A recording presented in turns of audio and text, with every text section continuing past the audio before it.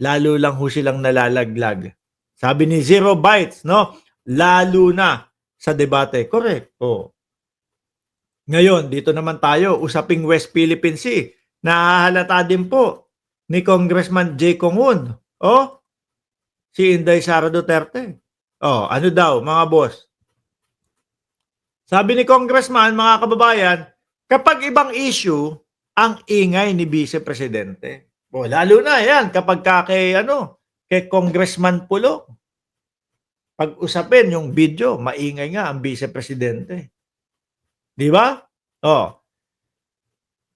Kanyang mga kandidato at kakampi, isa pa yon. Umabot pa ng Maynila, dumayo pa ng Maynila para lang po mag-campaign rally. Kaya lang, yung kanyang estilo sa pangangampanya,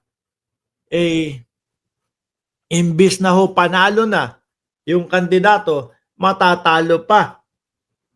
Di ba?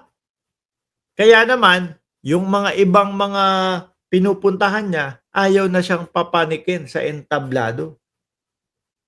Dahil bakit ho? No? Panalo na kami, matatalo pa kami. Dahil sa mga sasabihin mo. Bibi mo, yung parte ng kampanya niya, imbis na sabihin, etong mga ito, mga nasa harapan ko, kandidato ng pagkakonsehala, kandidato ng pagka-mayor, ito po ang mga gagawin niyan sa inyong lugar o sa Maynila. Pero hindi.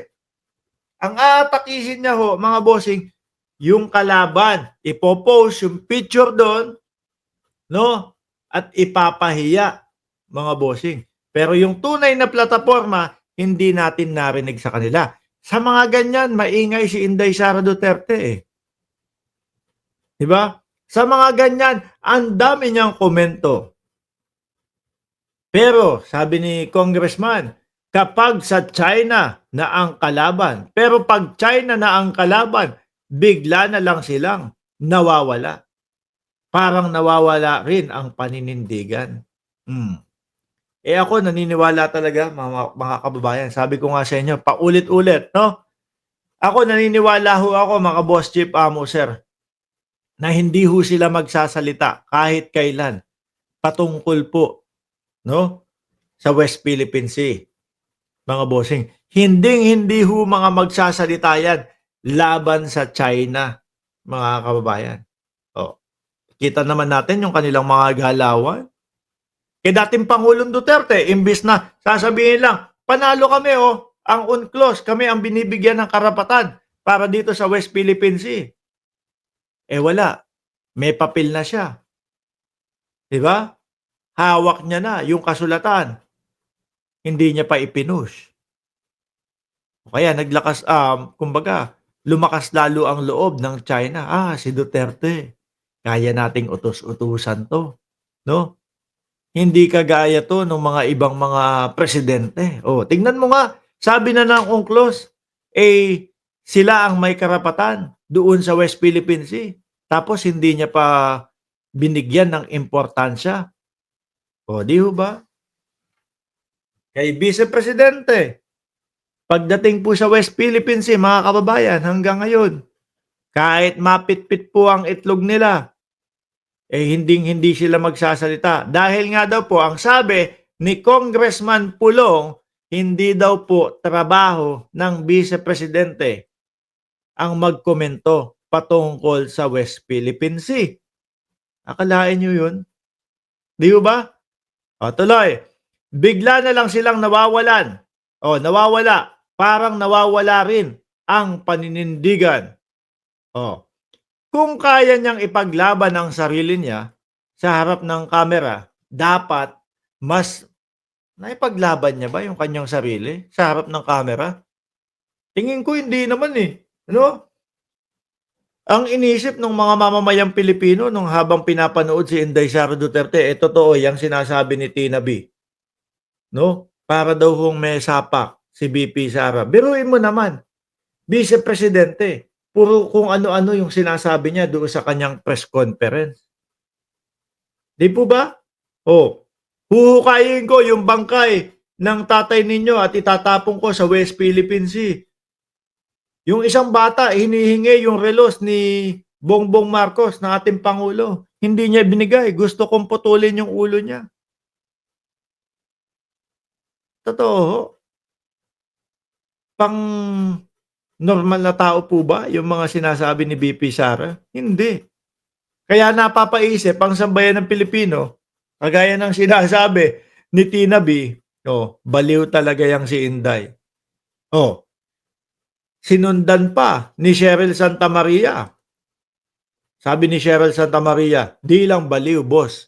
May sapi pa. O, di ho ba?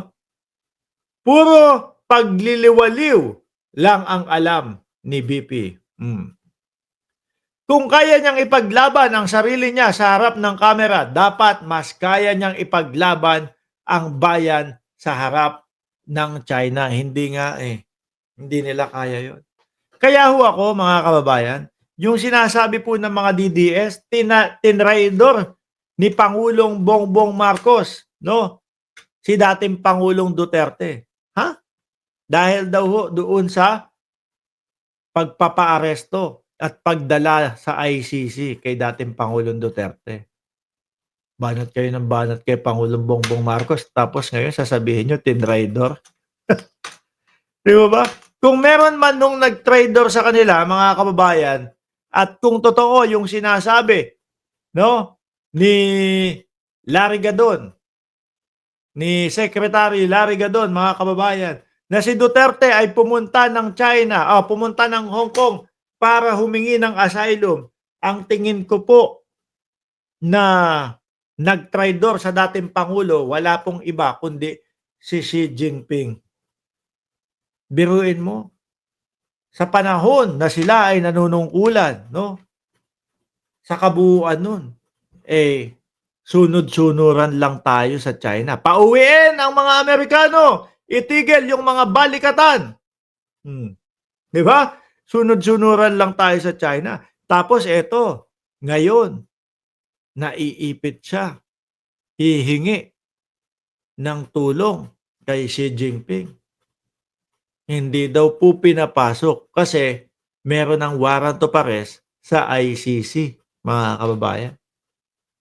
O biruin nyo yun.